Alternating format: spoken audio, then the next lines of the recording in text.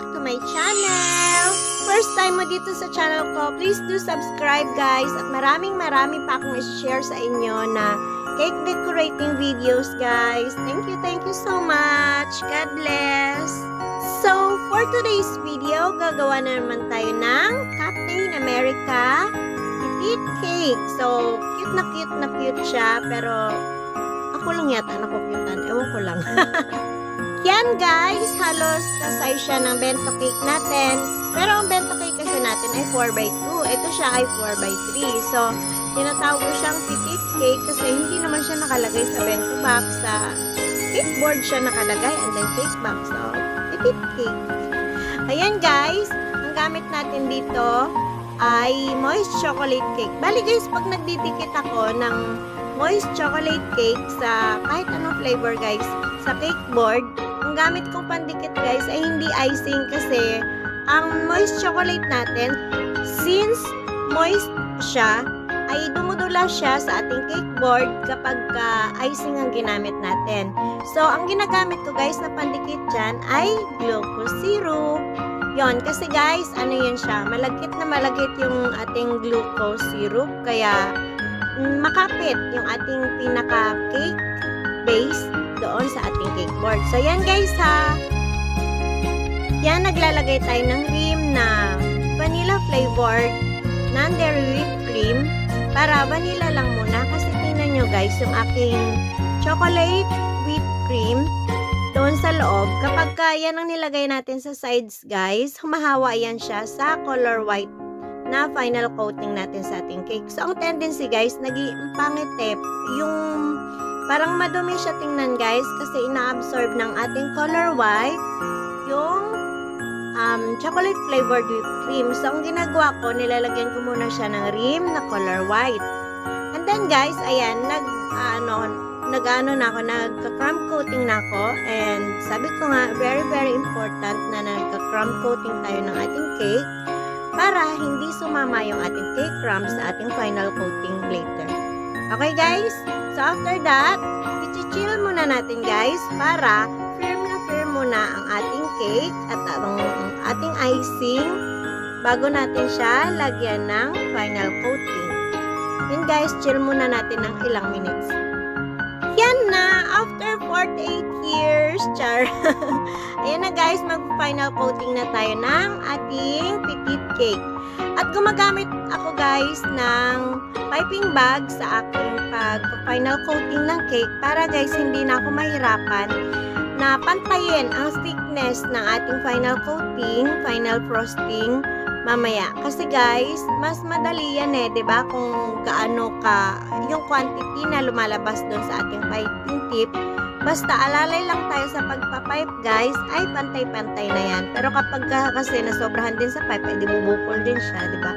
So, mas madaling pakinisin at mas madaling pantayin kapag naka-piping bag ako. Yan guys, gamit lang tayo ng, alam nyo guys, nagpapalit-palit ako dyan ng aking scraper kasi gusto ko makinis yan siya, ayan. Pero ang favorite ko sa lahat talaga ay yung yung stainless na yun guys. Stainless yun nga lang, siya, bago pa lang kasi, hindi pa ako masyadong sanay, pero napakaganda niya talaga gamitin guys, yung stainless na yun. And after that, i-chill ko muna siya bago ko siya i-decorate para medyo nag-firm muna ng konti ang ating icing bago natin i-decorate. Kasi guys, kapag malambot, isasama siya ng sasama. And then, lalong-lalo na ang gagamitin ko ngayon guys ay masculine colors, red tsaka blue. So, masyado siyang makulay, humahawa guys. Ayan, gumamit lang ako ng fruit pick pang line doon sa ating cake para pantay-pantay yung yung guhit niya mula taas hanggang baba or mula baba hanggang taas. Basta ganun guys. And then, ayan, nagdodraw lang ako ng ating lines dyan para sa ating stripes later. Yan guys, paikot yan siya. Pero syempre, ikat na natin para hindi na masyadong mahaba yung video natin. Continuous lang naman yan guys. And then yan guys, nagpapipe ako dyan. Ang gamit ko dyan ay yung tiny na star tip. Ayan. Maliit na maliit yan siya. And then yung lumalabas sa kanya, so cute lang din na parang star siya. So, yan na guys. Bali, time-lapse pa ang tawag dyan. Time-lapse ko lang siya kasi nga, di ba? Tulad nung monster cake ko last time, masyadong matagal ko siya matapos. Maski yan lang yon, inabot yan siguro ng mga 30 minutes. Ewan ko lang, hindi ko maano. Basta kasi kailangan pantay-pantay siya. At medyo matagal, medyo nangangalay, masakit sa kamay. Pero carry lang. At dahil gusto kong, wala namang binigay na sample photo at walang binigay na design ng ating client. Bali, ito ang pang 5th month ni Baby Kind. Ayan. Ang nag-order nito ay si Ma'am Queen Alfonso. So, thank you so much po, Ma'am. Bali, wala naman siyang binigay na design. Nagbigay lang siya ng details niya.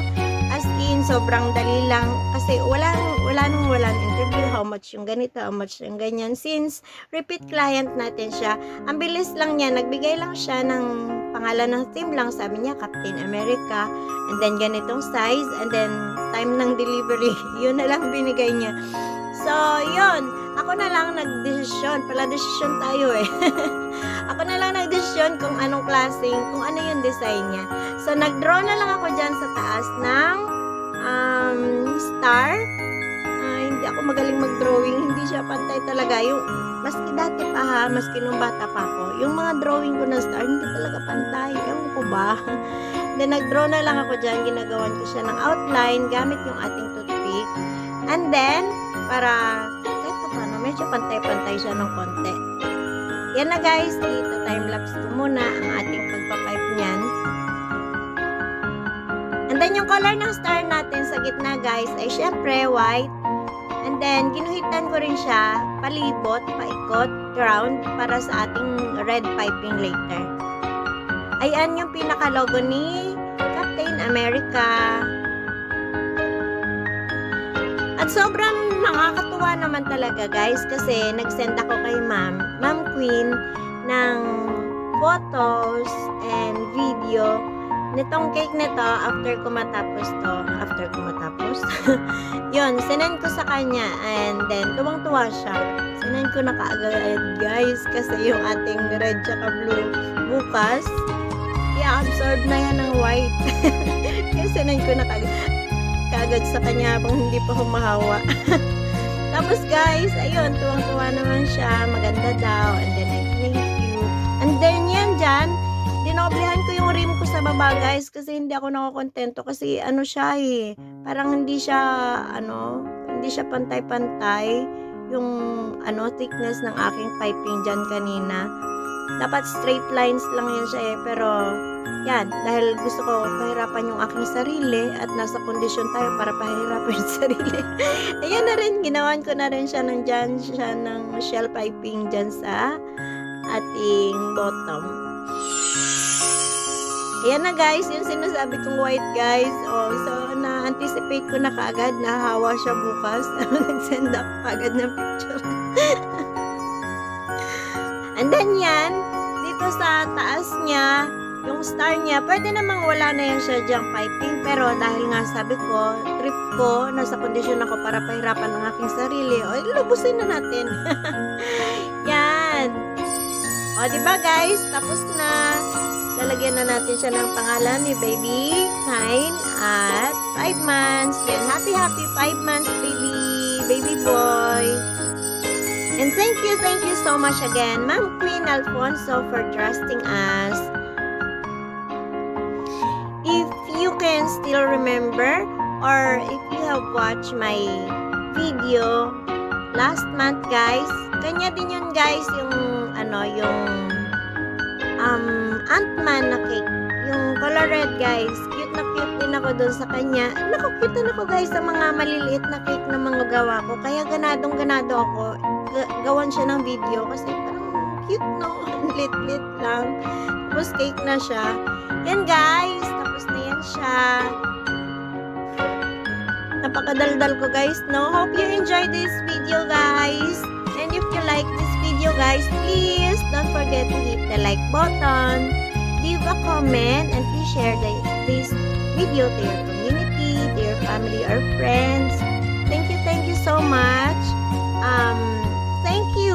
Take care always and God bless. God bless you everyone. Thank you so much again for always supporting my premieres every night. Thank you and mag-ingat po kayo palagi ha. God bless guys. Thank you. Bye-bye. See you again tomorrow.